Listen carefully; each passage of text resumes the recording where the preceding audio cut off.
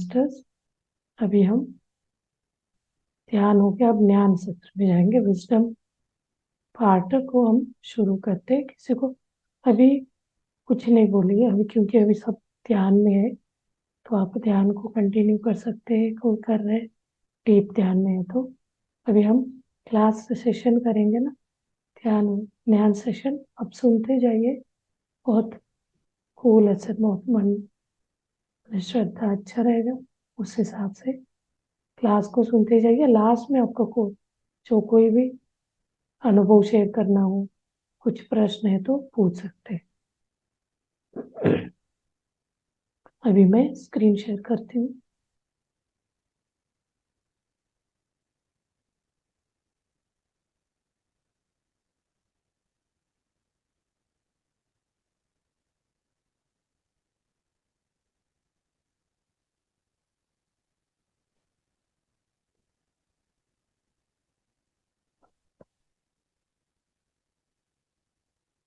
English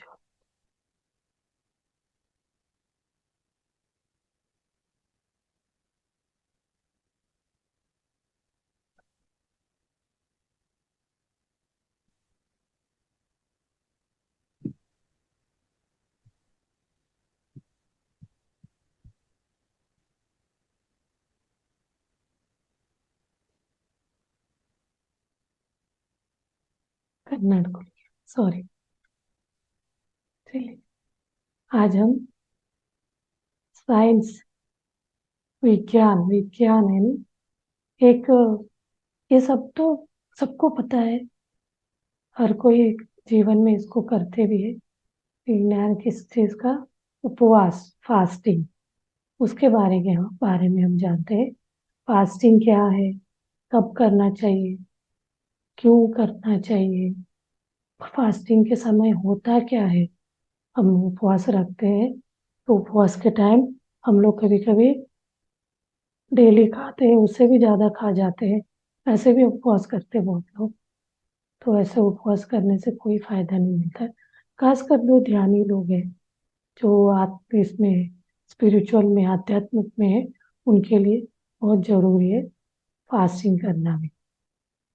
तो fasting के बाद क्या करना चाहिए? हमने कोई एक दिन पूरा 24 घंटे उपवास रखते हैं, उसके अगले दिन तुरंत हम कोई भी चीज नहीं खाना चाहिए। बहुत सॉफ्ट चीज है, एक तरह मशीन को हम सर्विस करते हैं, तो उसके बाद जैसे वो सॉफ्ट हुआ रहता है, अपना बॉडी भी सॉफ्ट हुआ रहता है। तब इसके बारे में साइंटिस्ट लोग क्या क्या कहते हैं, क्योंकि हम लोग हर चीज के लिए रीजन चाहते हैं, इससे क्या होता है। तो साइंटिस्ट इसके बारे में रिसर्च करके अपना एविडेंस भी दिए, प्रूफ पब्लिश भी करे। उनको प्राइज, नोबेल प्राइज भी मिला है। चलिए अभी हम एक एक चीजों को समझते जाते हैं। फास्टिंग मतलब अपने बॉडी को साफ करना, क्लींस करना। बॉडी, फिजिकल बॉडी के अंदर के जो भी अंगांगों को, जैसे हम ध्यान में करते वैसे फास्टिंग में भी जो भी हम फूड को खाए रहते हैं, इंटेक करे रहते हैं ना, उसका कहीं कहीं वो फंसा रहता है, उसको क्लींस करना फास्टिंग है। फास्टिंग में एक और ऊपर मीन्स नियर, पास में। वासा मीन्स सेटल, के पास सेटल होना। मतलब fasting is like settle down from body conscious to soul conscious भी आप समझ सकते हैं। एक तरफ फास्टिंग के बाद आप ध्यान करते हैं तो बहुत अच्छा ध्यान लगता है। तो हम अपने मटेरियलिस्टिक को भूल के अंदर, यानी अपने सोल कॉन्शियस या सब कॉन्शियस में हम जाने में हेल्प करेगा। और scientifically fasting helps to improve, अब हम साइंटिफिकली बोला जाए या अपने शारीरिक रूप से, भौतिक रूप से बोला जाए तो डाइजेस्टिव सिस्टम ठीक होता है, इम्प्रूव होता है। रेस्पिरेटरी और अपना सर्कुलर मतलब फंक्शंस, और जो भी अपने ऑर्गन का, अंगांगों का फंक्शन सही होता है, बोला जाता है। और फास्ट व्हेन, कब करना चाहिए, क्यों करके प्रश्न था ना। जैसे अपने ब्रह्मांड में ये जो पंच तत्व है, यथा ब्रह्मांडे तथा पिंडांडे, यथा पिंडांडे तथा ब्रह्मांडे, वाइस वर्सा। जैसे ये ब्रह्मांड है वैसे ही अपना ये पिंडांड है, शरीर है। जैसे शरीर है वैसे ये ब्रह्मांड है। तो इसके लिए आपको सबको पता हुआ ब्रह्मांड में पंच तत्व में तत्व है, वो पानी यानी air element, water element, air यानी जल तत्व 72%, जल तत्व 72%, 12% पृथ्वी तत्व है बोलते, 6% एयर वायु, और 4% अग्नि तत्व, और 6% आकाश। ये जो परसेंटेज है इन सबको जोड़ने पे 100%। इसी हिसाब से अपने शरीर में भी इन पांचों तत्वों का प्रेजेंस है। तो इनमें से कोई वेरिएशन होता है तो हम बीमार होते हैं। तो इसका जो है हाई टाइड बोलते हैं, इसका वो जो है पानी तत्व सबसे ज्यादा है इसका। आप हाई टाइड बोलते हैं तो पूर्णिमा का दिन या एकादशी के दिन अपने शरीर के अंदर का पानी का वो वो बढ़ जाता है बहाव उसका। तो ये क्यों? उस समय पृथ्वी, मून यानी चंद्रमा, सन, तो तीनों एक साथ आते हैं। तो वो एक साथ प्रेजेंट करते हैं। आप सुबह के टाइम भी मून देख सकते हैं, मून मॉर्निंग टाइम। तो उस दिन क्या होता है, हाई टाइड होता है, लूनर एंड सोलर टाइड। वो होने से इंटेंस उस टाइड का जो वेव्स है उसका वेव टाइड बढ़ जाता है। वो होने से अपना क्या होता है, अब उस समय पानी का तत्व बढ़ने से हम एक फिर फास्टिंग में, उपवास में, एक हम पानी को निर्जल मतलब पानी यूज करे बिना वाले उपवास करते हैं। और फास्टिंग को ज्यादातर लोग एकादशी के दिन करते हैं। उस दिन क्या होता है, नेचुरल फ्लो ऑफ फ्लूइड अंदर जो लिक्विड फॉर्म है अपने शरीर में, जो जल तत्व है वो मेंटेन करेगा, वो अपने को हेल्प करेगा, सहाय करेगा to maintain good health and peaceful mind को करने के लिए सहाय करेगा। इसलिए उस दिन करने से हम पानी नहीं भी पिएंगे तब भी वो अंदर फ्लूइड का मात्रा हाई टाइड के कारण अंदर शरीर में भी वही होता है, उस कारण वो अपने आप को उसको बैलेंस करेगा, उसको यूज में लेके वो काम करेगा।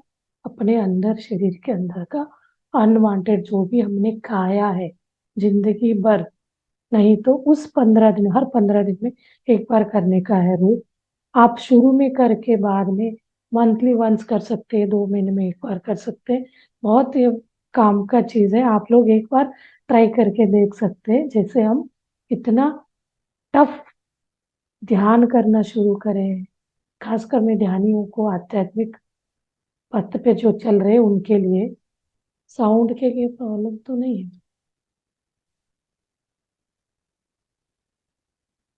Thank you. और आगे क्या कहता है, why fast and how to fast, कैसे फास्ट को कैसे करना है, कैसे करने वाले बात। हम फास्ट को क्यों करना है, एक कारण है, एक आध्यात्मिक ग्रोथ के लिए फास्ट किया जाता है। दूसरा, अपना फिजिकल बॉडी को, भौतिक शरीर को हेल्दी रखने के लिए। आध्यात्म में बहुत सारे हैं। हम तो एक भक्ति योग करते, अलग अलग विधि के हिसाब से हम आध्यात्म मार्ग में रहते हैं। कोई भक्ति योग को अपना के चलता है, कोई कर्म योग, कोई धीरे धीरे, कोई को लोगों का प्रोग्रेस बढ़ता है तो ध्यान योग को अपनाता है। तो ये सब में हम नहीं है तो एक अपने शरीर को बीमारियों से ठीक रहना, हेल्दी रखना अपना बॉडी को। बहुत ज्यादा कुछ लोग तो बहुत बॉडी कॉन्शियस होते हैं, बिल्कुल शरीर को ठीक टिप टॉप सही रखना, आउटर नहीं, अंदर ही। तो वो लोगों को कोई भी बात बोले तो तुरंत वो चीज करने लगते हैं, हाँ इसको करना है, देखते हैं करके। तो इसमें फास्टिंग में भी दो तरह का है। एक निराहार बोलते हैं, निराहार यानी आहार नहीं लेना है, वाटर कंटेंट मतलब पानी, तो फ्लूइड टाइप का लेना, जैसे कि पानी ले सकते, जूसेस ले सकते, और नारियल पानी ले सकते। तो अभी इसमें हम लोग बोलते हैं एक 24 घंटे का, नहीं तो आप 24 घंटे नहीं है तो 16 घंटे से हिसाब से, यानी आपसे नहीं बनता है। धीरे धीरे आपको प्रैक्टिस में आएगा। हम तो शुरू में हमको 24 घंटे का ही करते थे, तो धीरे धीरे वो रेगुलर में आता है, तो 16 घंटे यानी सुबह के टाइम आपने 10 बजे, तो ऐसे कुछ इनटेक करते हैं। उसके बाद से अगले सुबह तक कुछ नहीं करा। एक होता है पानी लेके या जूसेस लेके, दूसरा निर्जला, इवन पानी के बिना निर्जला भी कर सकते हैं, या थोड़ा ऐसे वाला निराहार भी कर सकते हैं। तो जैसे आपका शरीर को आप सूट कर सकते हैं, दोनों का अलग हेल्प यूज रहेगा।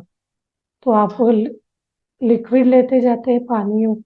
तो लैंग्वेज में दिक्कत हो रहा है मुझे हिंदी बोलना और इंग्लिश वर्ड के लिए, तो आप लोगों को दिक्कत हो रहा है तो थोड़ा सा लास्ट में पूछ लीजिए कहीं डाउट आए तो निराहार निर्जला, इसी में है मीनिंग। निराहार है ना आहार के बिना, निर्जला यानी जल भी नहीं लेना। तो इन दोनों में डिफरेंस क्या है बताती हूँ मैं। आप ये इसका लाभ बताऊंगी, उसके बाद आप खुद ही चूज कर सकते हैं कौन सा करना है। निर्जल में क्या होता है, जब आप कोई भी पानी मतलब शुरू में दिक्कत होती है, बाद में आप उसका यूज, आपका बॉडी इतना हल्का होता है, आप समझ सकते हैं। निर्जल में कुछ भी जल नहीं लेना है, आपको संकल्प करना है, मैं आप बॉडी के साथ बात करना है, मैं आज कोई भी परिस्थिति में पानी नहीं पीऊंगा, नहीं पीऊंगी। तो वो वाले एक संकल्प से आपको एक तरफ बॉडी उस बात को सुन लेगा, वो कमांड अपने अंदर बना लेगा। तो पानी नहीं पीते हैं तो क्या होता है, हमारे शरीर के अंदर जो भी हमने फूड लिया है, उस 15 दिन में आप कोई कितने भी दिन गैप के बाद कर रहे हो, एकादशी के दिन करना बहुत अच्छा होता है, तो उस दिन हाई टाइड होती है शरीर में पानी का वो, तो वो अपने आप को बैलेंस करेगा। तो अपने शरीर में जो भी हमने फूड लिया है, अन्न, आहार, वो क्या होता है, डाइजेस्ट होने के बाद, पचने के बाद अपने आंतों के जहां से भी पास होके जाता है वो, उन सब जगह पे चिपके रहते हैं। तो पानी नहीं पीने से क्या हो जाता है, वो जिस जिस आंतों में चिपके हुए वो जो अन्न का कण जो है, अन्न बहुत सारी चीजें खाए रहते हैं ना, वो सारे क्या है, निकलने लगते हैं उससे, वो फूलने लगते हैं। अभी उसके आगे और बताएंगे क्या होता है एक्चुअली। तो अगले इसमें स्लाइड में क्लियर होगा ये चीज। इतना आप निर्जला में ये होता है, हम पानी पीने से क्या हो जाएगा, वो चीज चिपके हुए निकलने में, कोई लोग का मान्यता है अब पानी जितना फ्लूइड को लेते जाते हैं वो साफ करते हुए जाता है, लेकिन निर्जला में बोलते हैं वो पूरा निकलता जाता है। अगले दिन हम जब हम पेट को साफ करते हैं ना, तब वो सारा क्लींस होगा, एक तरह फ्लश के टाइप आपका क्लींस हो जाता है। तो अब नेक्स्ट हम समझते हैं। अब मेडिटेशन में जैसे हम एक एक नाड़ी मंडल शुद्धिकरण होता है, आपको मेडिटेशन करने से अपने सोल को, आत्मा को फूड मिलता है, नाड़ी मंडल शुद्धि होगा, फिर अपने अंदर एक चैतन्य शक्ति है, उस चैतन्य शक्ति को आहार मिलता है। ये मान्यता है, सब तो इसको मानते हैं, बिलीव करते हैं, तो ही हम ध्यान को कर सकते हैं। ये वाला सोच, ये अपने अंदर मान्यता नहीं है तो हम ध्यान नहीं लगा पाते। वैसे ही फास्टिंग में क्या मान्यता, तो ये अपने फास्टिंग अपने, ये अपने शरीर को, फिजिकल भौतिक शरीर को, पूरे अंगांगों को एनर्जी शक्ति देती है। और जो हमने फूड खाए हैं, आहार लिए हैं, उस आहार से इम्बैलेंसेस, डिस्टरबेंस फिजिकल बॉडी शरीर में, कोई भी आप मान के चलिए, हम लोग जैसे कुछ बीमार लगा, अनइजीनेस लगता है, हीलिंग प्रोसेस हो रहा है, ऐसे में आप ध्यान कर लो, बोलते हैं ध्यान भी करने का मन नहीं होता है जब हम बीमारी मतलब अनइजीनेस, कुछ पेन होने लगता है, तो उस समय आप फास्ट यानी कोई भी फूड नहीं लीजिए। तो ऑटोमेटिकली क्या हो जाएगा, एक भौतिक शरीर का काम रुक जाएगा, जो डाइजेशन करने का, वो रुकने से एक उसका क्रिया कम कर दिया हमने। जैसे मशीन को मेंटेनेंस करने के लिए उसको बंद करके करा जाता है, कुछ ऊपर डालेंगे, हम नीचे मेंटेनेंस करते हैं क्या? नहीं होता है, बंद करके। यहाँ हम खाना खाने का लेने का बंद कर दिया, ऑटोमेटिकली जो भी भौतिक अपने रिपेयरिंग दिक्कतें हो रहे, हम आध्यात्म में बोलते हैं कोई बीमारी का वर्ड नहीं यूज करना, वो अपने आप को ठीक कर रहा है, रिपेयर कर रहा है, सुधार कर रहा है। तो सुधार कार्य में हेल्प होगा, आप कोई भी फूड नहीं लेंगे। तो इन दोनों कारण से हम फास्टिंग करना चाहिए। अब नेक्स्ट होता क्या है फास्टिंग में, जब हम खाना जो भी खाते हैं वो पूरा खाना पचने में 6 से 10 घंटे लगता है। 6 से 10 घंटे तक वो पुराना खाना ने जो भी लिए वो डाइजेस्ट हो रहा है। उसके बाद से अपने जो ये ब्रेन है ना, ब्रेन को सबसे ज्यादा, जो मस्तिष्क, उसको सबसे ज्यादा भूख लगती है। जैसे 10 घंटे आप ऑब्जर्व करिए, 10 घंटे अब कोई भी दिन फास्ट कर रहे हैं सोच के करते हैं, तो उस दिन क्या होता है, नॉर्मल टाइम में नहीं लगता है, उस दिन आपको अंदर से अजीब सा लगेगा, घबराहट सा लगता है, चक्कर आने जैसे, चिड़चिड़ापन, गुस्सा आना, ये सब होता है। ये क्यों होता है? क्योंकि ब्रेन को, ब्रेन ही तो हर चीज करने के लिए हमें ये करती है, ये बोलने के लिए, हाथों को काम करने के लिए कमांड, इलेक्ट्रोमैग्नेटिक फील्ड, इलेक्ट्रिसिटी से। तो वो क्या करता है ब्रेन, अपने जो अंगांग, खाने का क्रेविंग क्रेविंग मतलब जब खाने का मन क्रिएट करता है, खाओ बोलने के लिए, आपको अनइजीनेस को बनाता है। तो उस समय क्या होता है, हम लोग खाने पे प्रेरित हो जाते हैं। हमने संकल्प किया कुछ भी आप करो परेशान हमें, ब्रेन को बोलेंगे हम कुछ नहीं खाएंगे।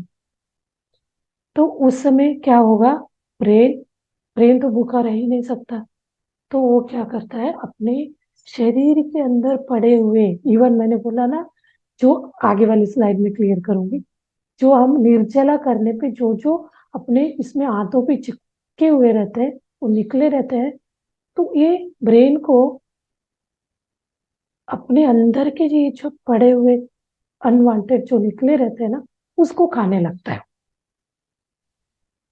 उसको ब्रेन खाना शुरू करता है, तो उसको पता है। तो हम इसी चीज को आगे बोलते हैं, बहुत फास्टिंग का नहीं करना। आप आध्यात्म पथ में तो वो एक कॉस्मिक एनर्जी से आपको एक तरफ फूड मिलता है, दिक्कत नहीं होगा।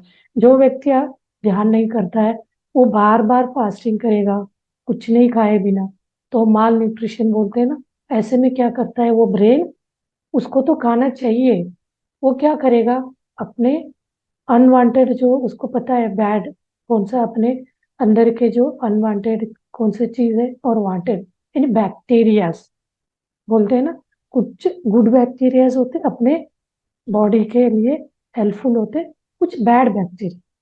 तो शुरू में आपने 15 दिन में, महीने में एक बार कर रहे हैं, तो उसको खाने के लिए बैड बैक्टीरिया ही मिलेगा। वही आप रिपीट रिपीट में कर रहे हो, बाकी आप कोई भी एनर्जी को नहीं ले रहे, यानी कॉस्मिक एनर्जी टाइप का, वो वाला आपके अंदर प्रैक्टिस में नहीं है, तो अब क्या हो जाएंगे, वीक होते जाएंगे। तो ये चीज आपको, ये वाले सत्य आपको पता चल गया, तो आपको फास्टिंग का ये मेन है। तो इसके बारे में एक साइंटिस्ट क्या कहते हैं आगे हम समझते हैं।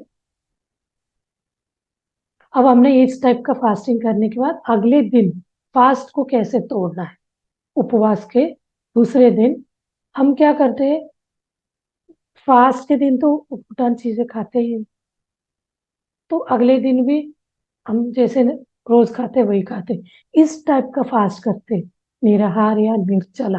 खासकर निर्जला जब करते, तो आपका शरीर पूरा, शरीर के अंदर का जो भी आपका जो कण है, स्टूल बोला जा सकता है, वो सारे क्लीन क्लीन हुआ रहेगा। वो अपने जो आउट जाने, आउट यानी बाहर जाने का जो अपने बैग में कलेक्ट हुआ रहेगा, अगले दिन हमें फास्टिंग को तोड़ने से पहले अपने पूरा शरीर को क्लींस करना है। जो भी छोटा मोटा जो भी अपने नलों नालियों को, नालियां बोले क्या, नलों नलियों को साफ करना है। हमें नींबू पानी पीना है, वार्म वाटर में नींबू और नमक आपके टेस्ट के मात्रा में। ये दोनों पानी पीने से आपके शरीर के अंदर, एक तरह हम बर्तन साफ करते देखते होंगे, तांबे का हो गया, सिल्वर का, क्लीन करने के लिए नींबू और नमक लगा के उसको क्लीन करने से बिल्कुल चमक उठता है। ये हम क्या कर रहे हैं, सर्विसिंग कर रहे हैं, अपने अंदर के अंगांगों को साफ कर रहे हैं। ये वाला नहीं, सूक्ष्म वाला नहीं है, ये भौतिक, बिल्कुल सूक्ष्म का, कॉस्मिक एनर्जी सूक्ष्म सूक्ष्म को साफ करता है। तो आप ध्यान को रोज कर रहे हैं तो कोई दिन भी, एक दिन भी मिस हो गया, उस दिन का वो कलेक्ट हो जाता है क्या, ब्लॉकेज। तो ये फास्टिंग आपका अंदर जो भी हमने 24 घंटे करे, 16 घंटे का फास्ट करे, तो वो पूरा अपने अंदर का वो क्लींस करेगा, अपने बॉडी ऐसे क्लीन होगा, बिल्कुल फ्लश कर देते हैं ना, ऐसे क्लींस होता है, वाटर जैसे आपका मोशन क्लियर हो जाता है। अब हो गया खाली। अब हमें उसको फिर क्या, डाइजेशन, उस प्रोसेस को स्टार्ट कराना है। डाइजेशन यानी फूड लेंगे, शुरू हो जाएगी ग्राइंडिंग अंदर। तो हमें बनाना, पहले बनाना खाते, वैसे शुगर है ये सब तो कुछ नहीं होता, आध्यात्मिक लोगों को तो पता ही है, जो खासकर ये जो हम लोग PSSM से जुड़े हैं, उनको तो सबको पता है सारे बीमारियों का जड़ क्या है। हमारा एक सोच से ही बीमारी बढ़ते हैं। जैसे जैसे हम ध्यान करने करते जाते हैं, इवन DNA का पैटर्न तक को हम तोड़ सकते, चेंज कर सकते। ऐसे में कोई बीमारी का तो प्रश्न ही नहीं उठता। प्रश्न आता है, कोई लोग पूछते हैं, अब कल केला नहीं खा सकते, ऐसे फुल पका हुआ, अच्छा पका हुआ केला खाना है, 2-3, कोई कोई तो बहुत वीकनेस आता है तो 6-6 केला खा जाते हैं, मतलब तुरंत एनर्जी आता है, अच्छा फील होता है। उसके बाद आपको खिचड़ी, खिचड़ी में भी वेजिटेबल, वेजिटेबल में जो इजीली डाइजेस्ट होने वाला वेजिटेबल यूज करना चाहिए। कैरेट हो गया, लौकी, कद्दू और मूंग। मूंग सबसे दालों में अच्छा रहता है, इजी डाइजेस्ट करता है। तो इक्वल पार्ट में मूंग और चावल को लेके, ये चीज भी हमें सिखाया जाता था जब हम ये नेचुरोपैथी क्लास करने गए थे, तो उसमें सारे बताते हैं। और वेजिटेबल को अब कुछ नेचुरोपैथिस्ट बोलते रॉ वेजिटेबल भी खा सकते हैं करके, कोई लोग बोलते हैं उसका वो चले जाना चाहिए करके, उसको बॉयल यानी खिचड़ी जैसे बना के खाते। ये अपना एक प्रोसेस होता है फास्टिंग में। आफ्टर फास्टिंग क्या करना है। अब ये जो फास्टिंग का, उपवास के बारे में साइंटिस्ट लोग क्या कहते हैं और साइंस क्या कहती है, साइंटिस्ट, इनके बारे में सुना होगा। योशिनोरी ओसु ओसुमी, ओसु, इनका प्रोनाउंसिएशन देखिए, इनके वेस्टर्न कंट्री के लोगों के नाम को हम पढ़ने में थोड़ा सा दिक्कत हो जाता है। तो इन्होंने इस फास्टिंग के टाइम होता क्या है, इसके बारे में उन्होंने रिसर्च किया। इस मैकेनिज्म को उन्होंने कहा है ऑटोफेजी। ऑटोफेजी को उन्होंने रिसर्च करके सबके सामने ले आया। इसके इस काम के लिए इनको नोबेल प्राइज मिला है 2016। आप गूगल में इनके नाम या ऑटोफेजी क्या होता है करके आप डाल के देखेंगे तो पूरा इसका प्रोसेस बताया जाएगा। वही हमारा ब्रेन कैसे वो भूखा भूखा नहीं रह सकता, 4 घंटे 6 घंटे के बाद से ही वो हलचल मचाना शुरू करता है। तो वो चीजों को हम कंट्रोल किया, उस ब्रेन को कमांड किया, आप कितना भी परेशान करो, हम नहीं खाएंगे, तो वो क्या करेगा, अपने अंदर के बैड बैक्टीरियाज को खाना शुरू करेगा।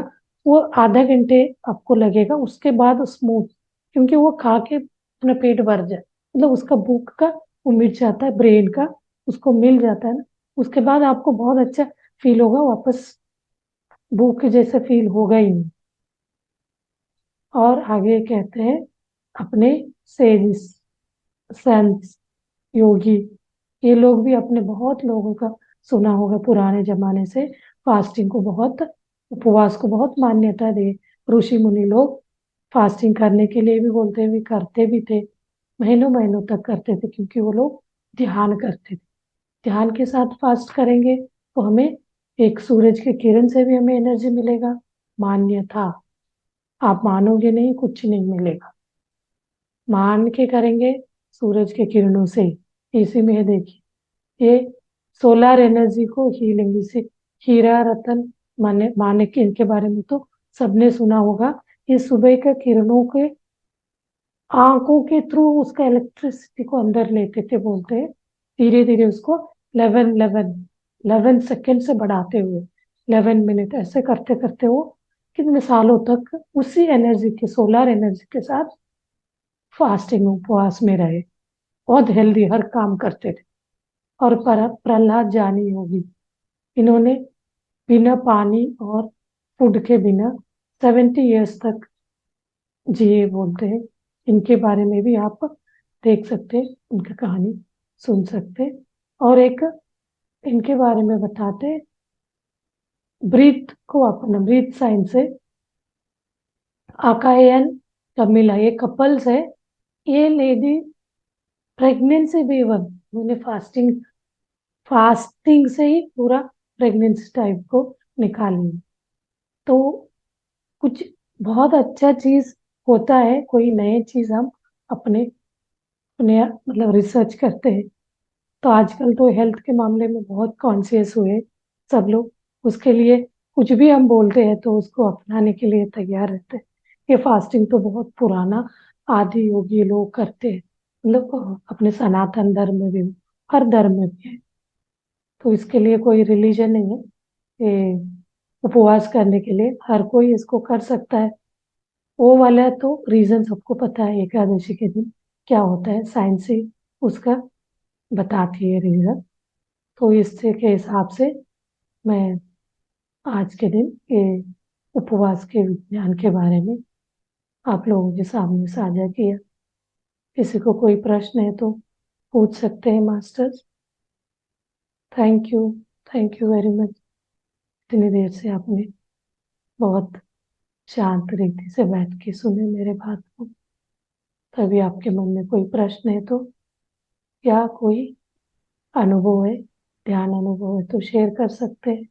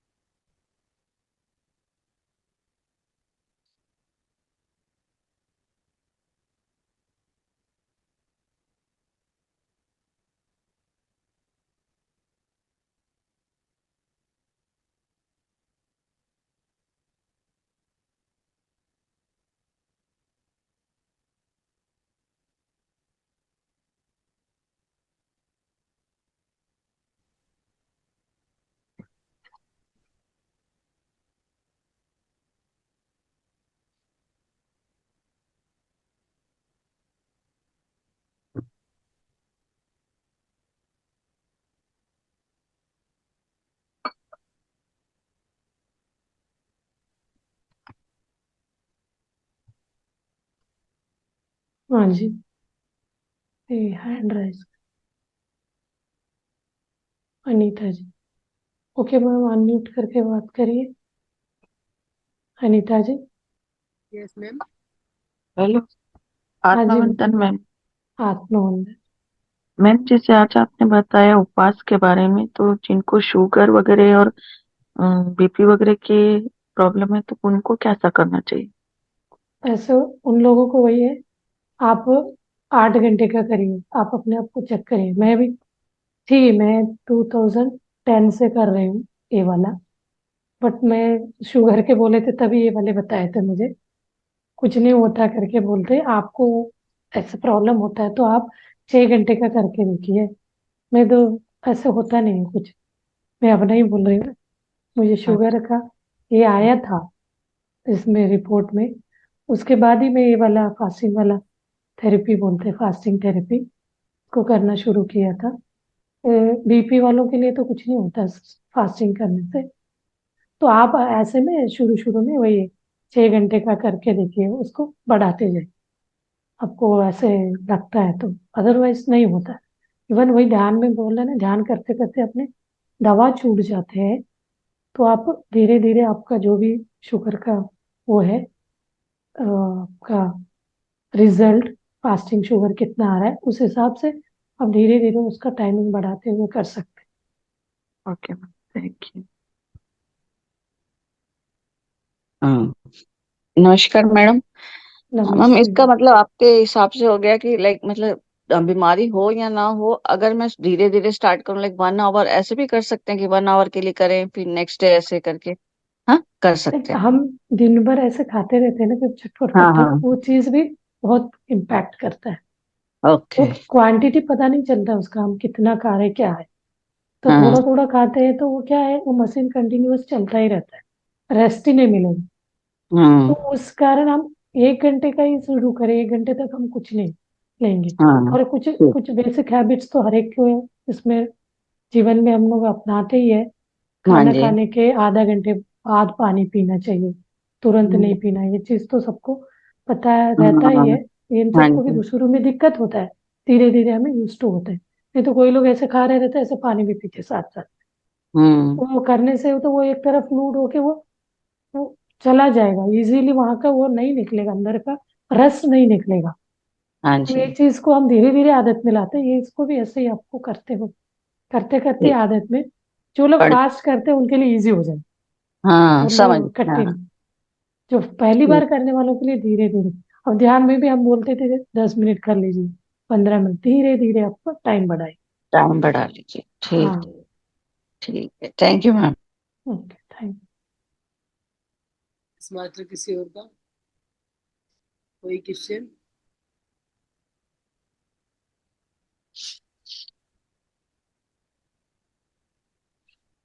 ओके मैडम, कोई है नहीं प्रश्न? तो नहीं कर रहा मैं। हाँ, सेशन क्लोज कर देते। मुझे ज्यादा होता है। अजय जी बोल रही मैम, मुझे हाँ ज्यादा जी, अच्छा इसमें है क्या?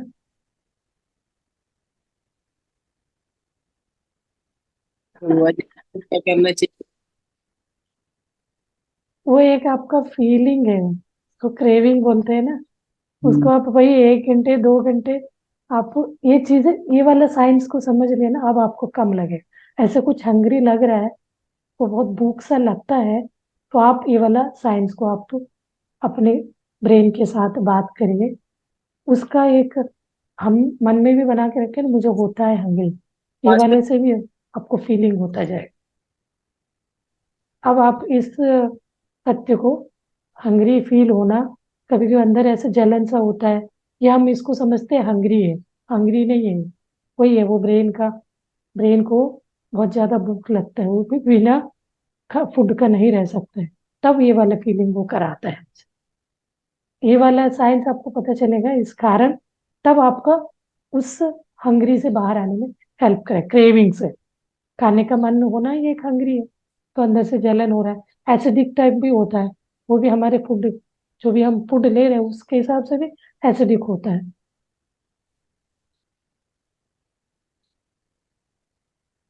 Yes master.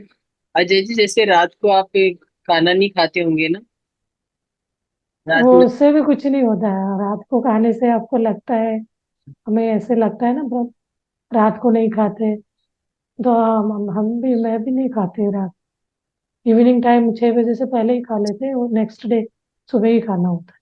ये सब है ना, हम आदत में लाना है शरीर को, और हमारे बीच में एक कम्युनिकेशन होती है, बात करते हो, उसको आदी करना है उस चीज के लिए। हैबिट कैसे बढ़ता है, ऐसे हमें कुछ ऐसे हैबिट्स को बढ़ाना चाहिए, कुछ फायदेमंद हैबिट। बैड हैबिट्स को हम अपनाते हैं तो उससे बाहर आने में दिक्कत होता है, कुछ ऐसे गुड हैबिट्स से उसको अपने म्यूट आदत में कीजिए ला। अपने आप को। हाँ, आदि में, जैसे मंडल अजय ध्यान है, जी मंडल 40 दिन का करो बोलते हैं ना, ऐसे आप लोग प्रैक्टिस करते जाएंगे तो इन सब के बारे में आपको शरीर भी यूज टू हो जाएगा। हाँ, ये तो एक सर करवाते हैं, गोली को गोली मारा, जीजीएम करके। वो लोग कम से कम 14 घंटे रोज, ओके बाबा जी। 14 घंटे उपवास रहो बोलते हैं। जो भी यस। खाना आप खा रहे हो, आप रात के 8 बजे खा रहे हो तो अगले दिन 10 बजे तक नहीं खाना, 14 घंटे तक। मतलब ओवरनाइट तो सब लोग भूखे रहते ही है। उसी का थोड़ा सा पैटर्न आप ऐसे करो, 8 बजे के बदले 6 बजे खा लिए तो सुबह 8 बजे खा लो। ये वाला तो प्रैक्टिस कर ही सकते हैं, क्योंकि रात भर भूखे रहने का तो प्रैक्टिस रहता ही है सबको। तो आप 8 बजे सुबह 10 बजे तक नहीं खाना, ये किसी वाला प्रैक्टिस तो इजीली कर सकते। उसके बाद तो बिल्कुल निर्जला वगैरह करी तरफ जा सकते।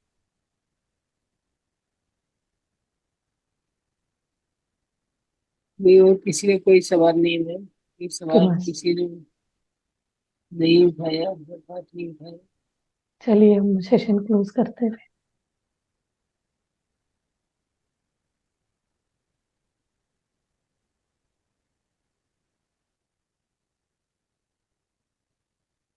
कि मास्टर, हम क्लोज कर देंगे। और मैम, आज का फिर यहीं पे विराम दिया जाए, क्योंकि कोई बात किसी का कोई सवाल नहीं। Thank you very much master. Ma'am बहुत बहुत धन्यवाद इतने पर ज्ञान और ध्यान दोनों कराने के लिए, और मास्टर सभी को मेरी तरफ से बहुत बहुत धन्यवाद कि आप हमारे साथ इतने पेशेंस से बने रहते हैं। तो हम आपके आभारी हैं। धन्यवाद all of you masters. Thank you ma'am, आपका भी बहुत बहुत थैंक यू।